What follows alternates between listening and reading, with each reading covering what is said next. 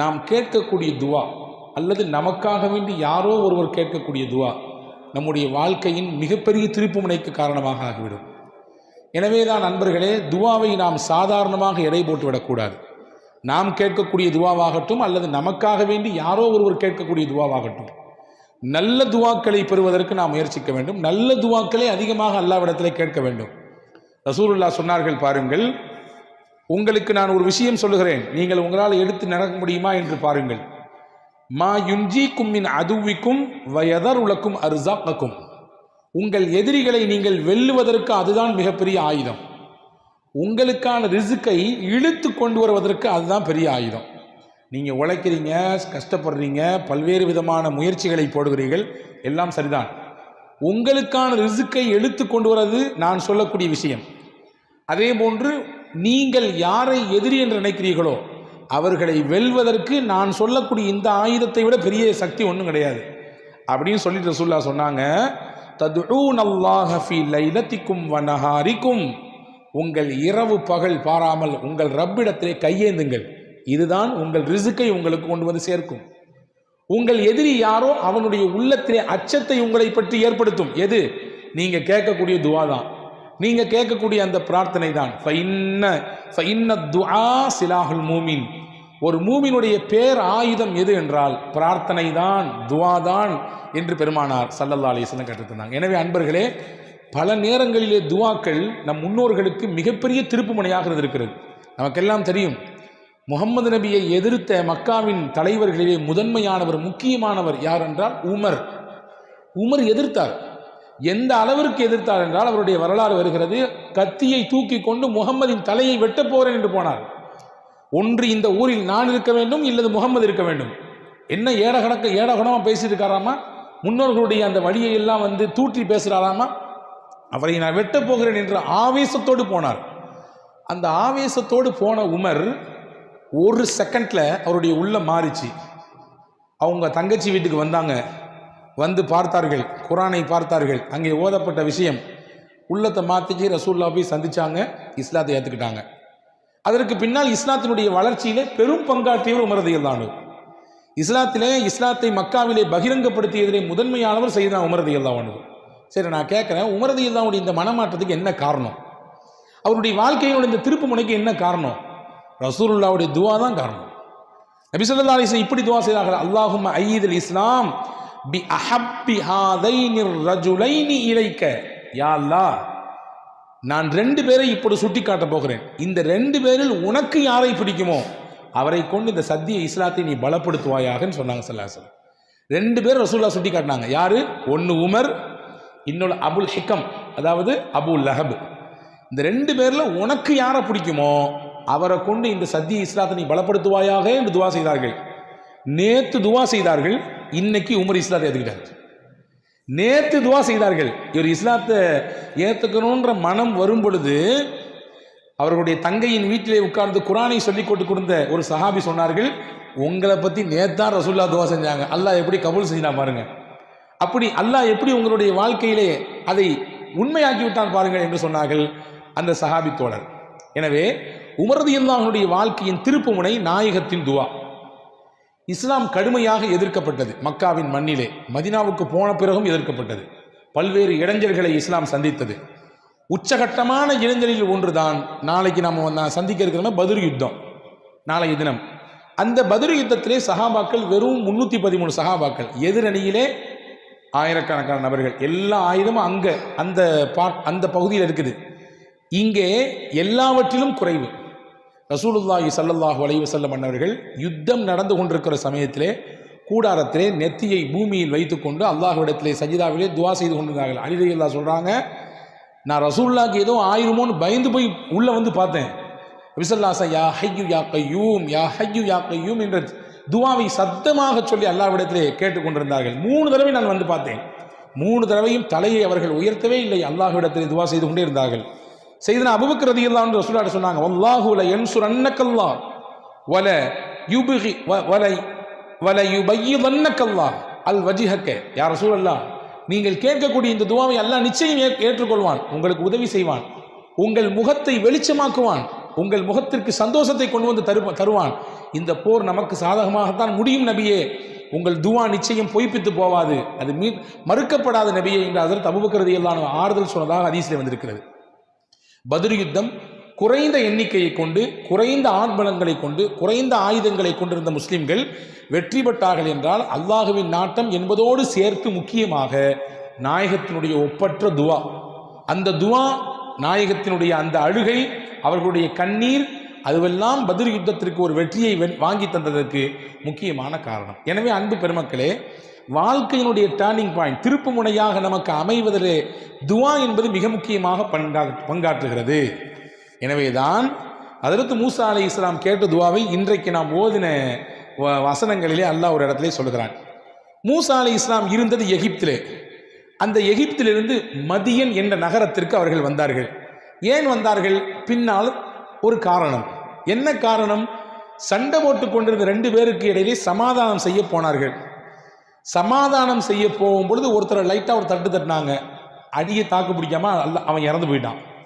இறந்து போனதற்கு பிறகு பேச்சு அப்படியே இவரை கொன்னவர் யார் என்று தெரியவில்லையே என்று அப்படியே பரவுகிறது. மறுநாள் அந்த சம்பவம் நடந்த 2வது நாள், நேற்று யார் ஒருத்தன் கூட சண்டை போட்டுருந்தானோ அதே ஆள் இன்னொருத்தன் கூட சண்டை போட்டு இருக்கிறான்.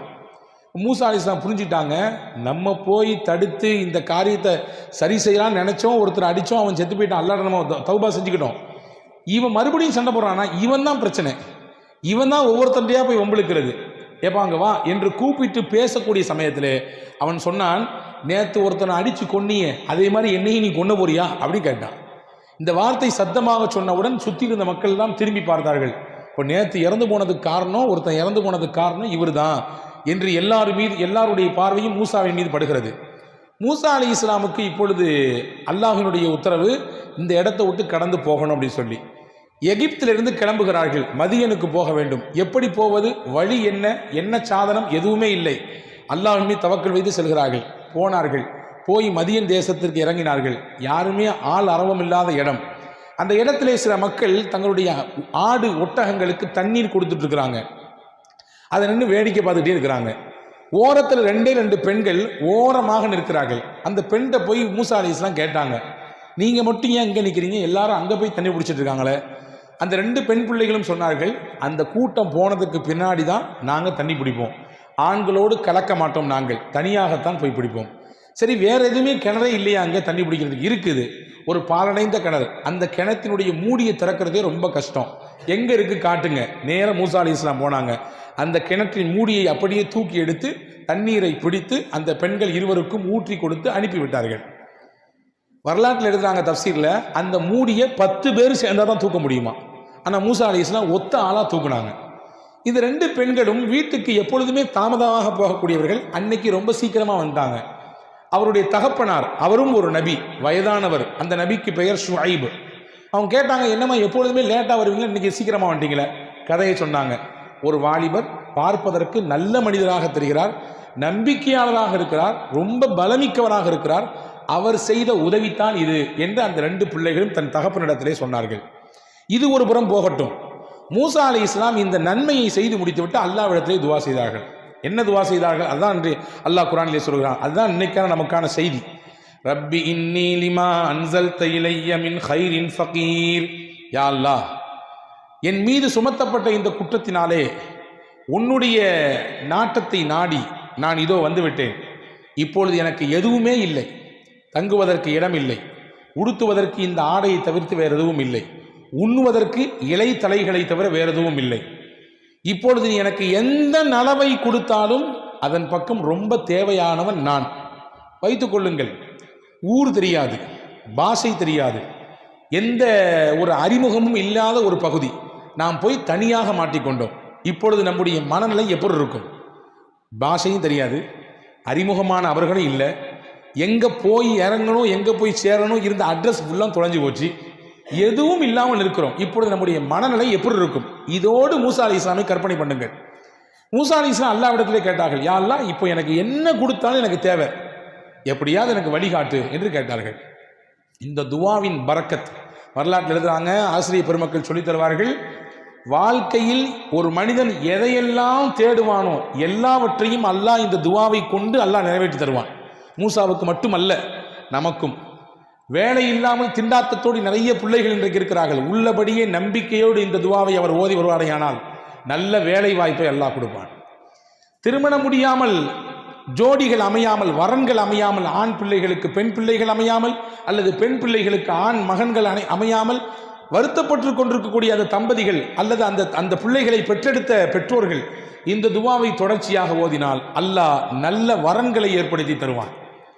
அதே போன்று கல்வியை தேடி, பொருளாதாரத்தை தேடி, வியாபாரத்தினுடைய விருத்தியை தேடி என்னென்ன வேண்டுமோ உலகத்தில் அதையெல்லாம் உள்ளத்தில் வைத்துக்கொண்டு இந்த துவாவை ஒருவர் நம்பிக்கையோடு ஓதினால் அதை அல்லாஹ் நிறைவேற்றி தருவான். ஏனென்றால் மூசா அலைஹிஸ்ஸலாம் இந்த துவாவை ஓதினார்கள். ஓதியதுதான் அவர்களுடைய வாழ்க்கையின் திருப்பு முனை. எதுவுமே இல்லாமல் நின்ற மூசா அலைஹிஸ்ஸலாமுக்கு முதலில் அங்கே ஷுஐப் அலைஹிஸ்ஸலாம் கூட்டு விடுறாங்க. உங்களுக்கு ஹெல்ப் பண்ணாங்கல்ல, அந்த வாலிபரை போய் கூட்டுவாங்கன்னு சொல்லி அந்த 2 பெண்களில் ஒரு பிள்ளை அனுப்பி வச்சாங்க. அந்த ஒரு பிள்ளை வந்து சொன்னது, என்னுடைய தகப்பனார் உங்களை கூப்பிடுறாங்க, நீங்கள் எங்களுக்கு ஹெல்ப் பண்ணுறதுக்கு உங்களுக்கு உதவி செய்யணும்னு நினைக்கிறாங்க என்று கூப்பிட்டு விட்டார்கள். இப்போ ஒரு பெரிய ஆறுதல். ஆளே இல்லை என்று நினைத்தோம், அறிமுகமே இல்லை என்று நினைத்தோம். அல்லாஹ் யாரையோ நமக்கு இப்பொழுது அறிமுகப்படுத்துகிறான். முதல் ஆறுதலுங்க. வெளியூரில் வெளிநாட்டில் போய் இறங்குறோம், அங்கே ஒருத்தர் நமக்கு தமிழ் பேசுகிறாரு அல்லது நம்ம பாஷை பேசுகிறாரு வச்சுங்களேன், அவரை முதல்ல பார்த்து பக்கத்து நெருங்கிடுவோம். நம்மூர்காரரா நீங்கள் அப்படிமோ. அவர் இருக்கிறது கன்னியாகுமரியில் இருப்பார், நம்ம அங்கே இருப்போம். ஆனால் அவர் பேசுகிற அந்த ஒரு சின்ன அறிமுகம் கிடைத்தவுடன் நமக்கு ஏதோ ஒரு புதிதாக ஏதோ ஒன்று நிறைய கிடைத்தது போன்று இருக்கும். மூசா அலைஹிஸ்ஸலாமுக்கு அது கிடைத்தது. போனார்கள். போன உடனே விவரத்தை ஃபுல்லாக சொன்னாங்க, நான் இப்படி வந்தேன்னு சொல்லி. சரி பரவாயில்ல, நீங்கள் இங்கே தங்கலான்னு சொன்னாங்க. 2வது இடம் கிடச்சி போச்சு. மட்டும் இல்லை, உங்களுக்கு நான் வேலை கொடுக்குறேன்னு சொன்னாங்க ஹஜ்ரத் ஷுஐப் அலைஹிஸ்ஸலாம். என்னுடைய வீட்டிலே நீங்கள் வேலை செய்யலாம், 8 ஆண்டுகள் வேலை செய்யலாம். வேலை செய்தால் அதோடு மட்டும் உங்களை நிப்பாட்ட மாட்டேன், உங்களை என் மருமகனாக ஆக்கிக் கொள்கிறேன், உங்களுக்கு கல்யாணம் முடிச்சு தருகிறேன். என்னுடைய 2 பிள்ளைகளில் ஒன்றை சொன்னார்கள். திருமணமானது. வரலாற்றில் எழுதுறாங்க, இந்த மதியன் தேசத்திற்கு மூசா அலைஹிஸ்ஸலாம் வரும் பொழுது வெறும் மூசாவாக வந்தார். மதியனை விட்டு மறுபடியும் எஜிப்துக்கு திரும்பி போகிற பொழுது மூசா ரசூலுல்லாவாக போனார், இறைவனின் தூதராக போனார். இது ஏன் கிடைத்தது? இந்த துவாவினுடைய பரக்கத். எனவே அன்பு பெருமக்களே, ஒரு மகத்தான துவா மூசா அலைஹிஸ்ஸலாம் ஓதிய துவா. இந்த துவாவை ஓதியதினால் அல்லாஹ் எல்லா விதமான வளங்களையும் ஹஜ்ரத் மூசா அலைஹிஸ்ஸலாமுக்கு கொடுத்தான். அங்கே தங்குவதற்கு இடம் கொடுத்தான், அவர்களுக்கு உணவு கொடுத்தான், அவர்களுடைய தேவை பூர்த்தியானது, அவர்களுக்கு நிக்காஹ் நடந்தது. எல்லாவற்றையும் இந்த துவாவை வைத்து அல்லாஹ் மையப்படுத்தினான். எனவே தான் நான் சொன்னேன், சில துவாக்கள் இருக்கிறது, அந்த துவா தான் நம்முடைய வாழ்க்கையை இப்படியே புரட்டி போடும், நம்முடைய வாழ்க்கையினுடைய திருப்பு முனையாக, முன்னேற்றத்திற்கு காரணப்படியாக அது அமையும். அப்படி மூசா அலைஹிஸ்ஸலாமுடைய வாழ்க்கையில் நடந்த மிக முக்கியமான நிகழ்ச்சியை தான் சூரா கஸஸ் என்கின்ற இந்த அத்தியாயம் நமக்கு சொல்லித் தருகிறது. அன்பு பெருமக்களே, இந்த நிகழ்ச்சியிலிருந்து நான் உங்களுக்கு சொல்லக்கூடிய விஷயம் என்னவென்றால், எதை நாம் நாடி இருக்கிறோமோ, என்ன வேண்டும் என்று நாடி இருக்கிறோம், நம்ம பிள்ளைக்கு நல்ல ஒரு எதிர்காலம் அமையணும், வீட்டை கட்டி முடிக்கணும், நம்ம பிள்ளைக்கு கல்யாணத்தை பண்ணணும், நம்ம வியாபாரத்தை முன்னேற்றப்படுத்தணும், என் பிள்ளைக்கு நல்ல படித்து முடிச்சிருக்காரு, ஒரு வேலை வாய்ப்பு அமையணும், நல்ல கல்வியில் உயர்ந்து நிற்கணும், எது உண்டோ அதை உள்ளத்தில் ஆழ் மனதில் விதைத்து நம்பிக்கையோடு இந்த துவாவை ஓதி வந்தால் நிச்சயம் அந்த காரியத்தை அல்லாஹ் கைகூட செய்வான் என்பதை அறிஞர்களும் வரலாற்று ஆசிரியர்களும் திருக்குர்ஆனுடைய விரிவுரையாளர்களும் சொல்லித் தருகிறார்கள். அப்படிப்பட்ட மகத்தான துவா இன்று ஓதப்பட்டது. அன்பு பெருமக்களே, இந்த துவாவை நாம் உள்வாங்கிக் கொள்வோம். ரொம்ப சுருக்கமான வார்த்தைகள். ரப்பி இன்னி லிமா அன்சல்த இலைய மின் ஹைரின் ஃபகீர். மொத்தமே ஒரு 6 அல்லது 7 வேர்ட்ஸ். இன்னைக்கு பரீட்சைகள் நடந்து கொண்டிருக்கக்கூடிய காலம் இல்லையா, பப்ளிக் எக்ஸாம் நடக்குது நம்முடைய பிள்ளைகளுக்கெல்லாம், அவங்களுக்காண்டி நம்ம துவா செஞ்சு அனுப்பலாம். துவா என்பது இருக்கிறதே நமக்கு மட்டுமாக சுருக்கி கொள்ளக்கூடாது, பரந்துபட்ட பார்வையில் கேட்க வேண்டும், எல்லோருக்கும் கேட்க வேண்டும். அப்படி கேட்டால் என்ன நடக்கும்? நம் தேவை சாதாரணமாக நிறைவேறும். ரசூலுல்லாஹ்விடத்திலே ஒரு சஹாபி வந்தார். ரசூலுல்லாஹ்விட முன்னால் உட்கார்ந்து இப்படி துவா செய், அல்லாஹும் மர்ஹம்னி வ முஹம்மதன் வலா துஷ்ரிக் ஃபீனா அஹதன். யா அல்லாஹ், எனக்கும் முகமது நபிக்கும் மட்டும் ரஹமத் செய்யி, வேற யாரும் கொடுத்துறாங்க அப்படின்னாரு. எனக்கும் முகமது நபிக்கு மட்டும் ரஹமத் செய்ய, வேறு யாரும் கொடுத்துறாருன்னார். ரசூல் ஸல்லல்லாஹு அலைஹி வஸல்லம் அவரை வந்து பக்கத்தில் ஒரு தட்டி, என்னப்பா இது துவால இப்படியா கஞ்சத்தனம் காட்டுறது? எல்லாத்துக்கும் விசாலமாக அல்லாஹ் ரஹமத்தை தரப்போறான், எல்லாம் தரப்போறான், இதில் என்ன நீ சுருக்கி கேட்குறான்? எல்லாம் விசாலமாக கேள அப்படின்னு சொல்லி ஹஜ்ரத் ரசூலுல்லாஹி ஸல்லல்லாஹு அலைஹி வஸல்லம் சொல்லிக் கொடுத்ததாக வரலாற்று குறிப்பிருக்கிறது. எனவே ஹதீதிலே வந்திருக்கிறது, ஒரு மனிதர் இன்னொரு சகோதரருக்காக வேண்டி துவா செய்தால் மலக்கை அல்லாஹ் நியமிப்பான். பக்கத்திலே நியமித்த அந்த மலக்கு சொல்வார், யா அல்லாஹ், இவர் இந்த நபருக்காகவே நீ துவா செய்கிறார், இவருக்கு நீ என்னவெல்லாம் கொடுப்பாயோ எல்லாத்தையும் கொடு. யா அல்லாஹ், இவர் இந்த மனிதரின் நோய் நீங்குவதற்காக வேண்டி கையேந்திருக்கிறார். யா அல்லாஹ், அவர் கஷ்டப்படுறாரு, கஷ்டத்தில் இருக்காரு, அவர் நோயில் அவதிப்படுறாரு, அவர் நோயை நீக்கிரு, அவருடைய கடனை நீக்கிரு, அவருடைய கஷ்டத்தை போக்கிரு என்று ஒருவர் துவா செய்தால் மலக்கு பக்கத்திலே உட்கார்ந்து சொல்லுவார், யா அல்லாஹ், அந்த கஷ்டத்தை, அந்த நோயை, அந்த சிரமத்தை இவருக்கு கொடுக்காத. ஏன்னா இவர் இன்னொருத்தர் கேட்டு இருக்காரு, இன்னொருத்தருடைய சிரமம் நீங்க கேட்கிறார், இவருக்கு நீ கொடுக்காதே அல்லாஹ் என்று மலக்கு சொல்லுவார் என்று ஹஸரத் ரசூலுல்லாஹி ஸல்லல்லாஹு அலைஹி வஸல்லம். எனவே துஆ இருக்கிறது மகத்தான ஆயுதம். எக்கச்சக்கமான நபிமார்கள் துஆவை கொண்டுதான் இந்த சமூகத்திலே மிகப்பெரிய மாற்றத்தை ஏற்படுத்தியிருக்கிறார்கள். இன்னைக்கு இருக்கக்கூடிய காலகட்டத்திலே முஸ்லிம் உம்மத் செய்ய வேண்டிய பிரதான விஷயம் துஆ. நம்முடைய நாடாகட்டும் அல்லது முஸ்லிம்கள் பாதிக்கப்படக்கூடிய பல நாடுகளாகட்டும், இங்கிருந்து நாம் என்ன செய்ய முடியும்? துஆ தான் செய்ய முடியும். உருக்கமாக அல்லாஹ்விடத்திலே கையேந்தி கேட்கிற பொழுது, அதுவும் இந்த ரமதானுடைய காலங்களிலே கேட்கிற பொழுது அதற்கு பதில் மிக விரைவாக கிடைக்கும்.